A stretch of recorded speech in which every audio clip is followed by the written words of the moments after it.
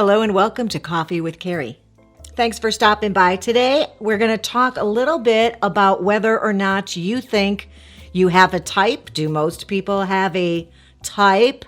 What is that usually based on? I've got a study I'm going to reference, and then my own personal experience would be applicable here because this is a question I ask everybody that I screen, be it a client of mine or a matchmaking client also, and then the candidates that I'm screening to get to know better for a client. So it comes up with me all the time. I've got a study that corroborates most of what I think and a couple surprises. So I hope you'll stick around. If you're new, I'm Carey. I'm a matchmaker, a dating coach. This is my channel, and we talk mostly about dating and relating here 98% of the time. So if that's interesting, you know what button to go looking for.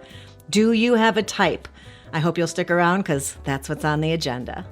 They were comparing studies from both 2003 and 2019 and trying to figure out if people had a type based on their past partners and based on their current partner. And most people think they don't. Some people think they do. I think the study said 80 to 90% don't think they do. And I'd say probably 60% of the people I speak to and ask that question feel that they don't have a type, that they've dated all different types of people. But when I do find that people have a type, I find that often it's just something very basic about the way that person looks, whether it's I typically date blondes with blue eyes, or I typically date little petite women, tiny, short, or I've only found that I am dating guys over 6 feet. I think an interesting thing that I'd want to share here is my own personal experience and what I've done with a little study of my own with clients. Sometimes they'll offer to send me photos of somebody that they've dated previously, and most of the time it's not helpful because everybody looks so different. But I get a general idea of, who they've been dating recently. It's fine. But I'm not going to find somebody who looks just like that, obviously.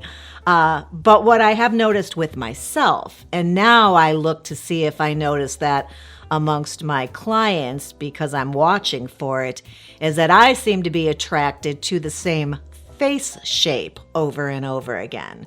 I have a particular shape face that everybody I have dated has had.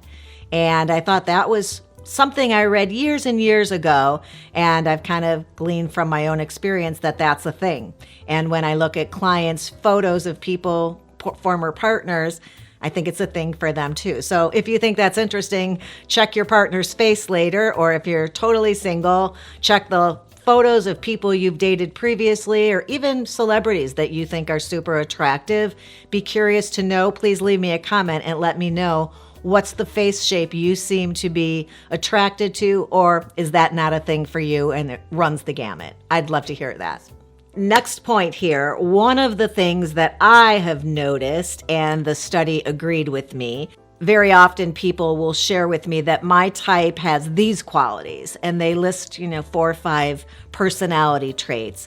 And when I'm speaking about their relationship history or what was the reason for the end of your last relationship or your marriage, I recognize that all of the things they are looking for are the exact opposite of the relationship that they had that just previously, or the last one that ended. So they don't have a type except the opposite of what they had. And I also got confirmation that that's often what they'll find people saying in studies, that they don't have a type of what they want. They just know what they don't want. And it's their ex. Some of what people are describing, if they do lean into traits or qualities that somebody has that are not physical, have to do, I think, with a study that was from, 2019. It's the big 5 personality traits. It's one against the other, and you have a preference as to one of those. That's probably pretty strong. For example, introverts versus extroverts. Not necessarily a type, but they have a preference, strong preference often for one or the other.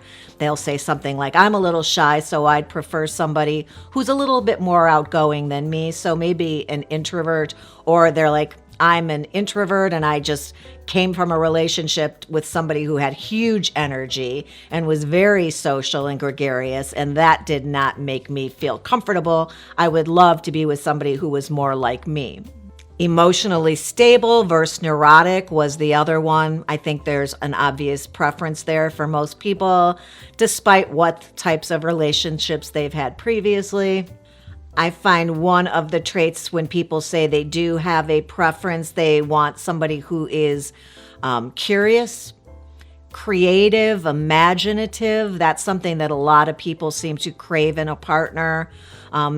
Typically, that's not one of those, I had somebody who wasn't, so give me that now, please. But it's something they're aware of within themselves, that is our traits that they're really attracted to. I'm sharing that with you in case that's part of your personality. You can know that you are in demand for those traits. Don't lose them. And if you're not, you may want to look further at that and see if that's something you could develop more in yourself, because it's really a popular request. The other thing we learned here about types is that we are drawn to people who feel somehow familiar to us. So I think sometimes people have a type that is one of familiarity, or sometimes people say, oh, she looks just like his mother.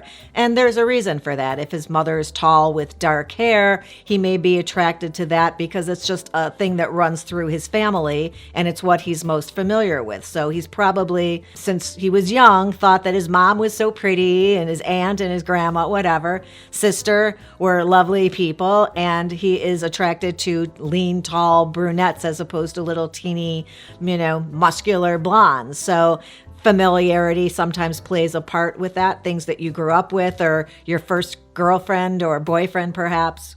The thing you need to be aware of here is that very often we are attracted to the same negative traits in people, which can work against us in choosing a partner, because something feels comfortable that we've had before, but it's something we're really trying to get away from. And it's interesting that sometimes that is a hidden trait that you don't even see or recognize in somebody right away, but sure enough, after 6 months, that trait emerges and you're like, how did I get here again? And it makes me think back to my son Sam and I were watching the Learning Channel. I think I've shared this before because I remember saying when the Learning Channel was a show about learning. And there was a study and there was this, it was about relationships. And this woman had for all of her adult life been dating people who had problems with abuse. And she was going to therapy and really trying to make sure that she was looking for healthy qualities in her next partner.